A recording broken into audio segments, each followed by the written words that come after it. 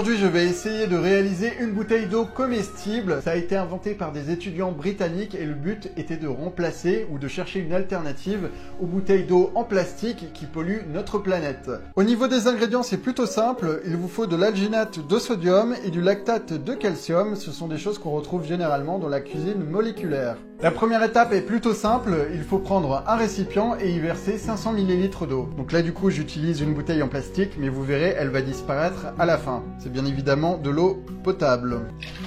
Et on y verse 2 grammes d'alginate de sodium. Il faut absolument que je respecte les dosages, sinon ça va encore foirer. Et à présent, on prend un mixeur à main et on vient mélanger le tout. Ok, ça me semble bon. Maintenant, on va laisser reposer ça pendant 15 minutes pour s'assurer qu'il n'y ait pas de bulles d'air.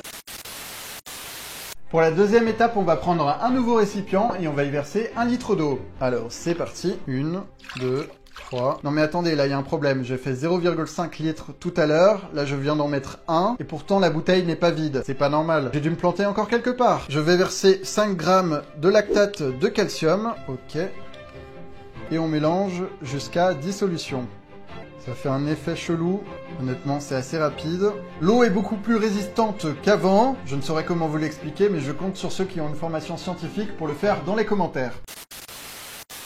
J'ai récupéré ma première solution. Quasiment toutes les bulles ont disparu. C'est un bon point, surtout si on veut quelque chose de transparent au final. J'ai également mis ici un récipient rempli d'eau plate. Ça nous permettra d'arrêter la réaction tout à l'heure. Donc maintenant, il vous faut une espèce de cuillère doseur, comme ici, bien ronde, et on va l'utiliser pour faire notre sphère. Alors, c'est parti.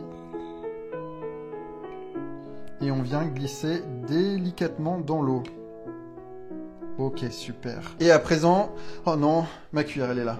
Il faut mélanger tout doucement. Je suis pas certain d'avoir des sphères là. Hein. Ok, on mélange.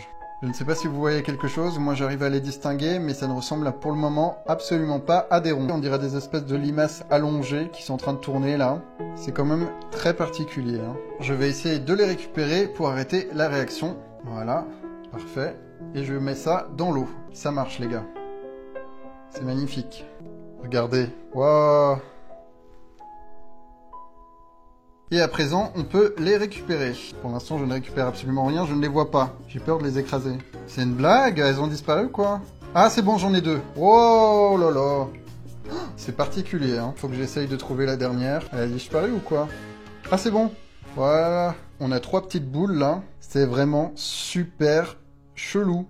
Bon, écoutez, je vais essayer d'en faire d'autres hors caméra et je vous retrouve tout de suite après pour le bilan.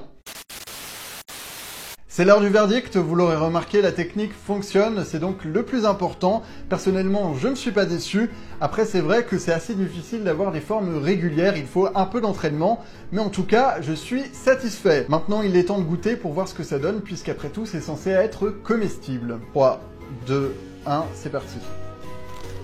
Oh! Je me suis complètement raté, c'était totalement ridicule.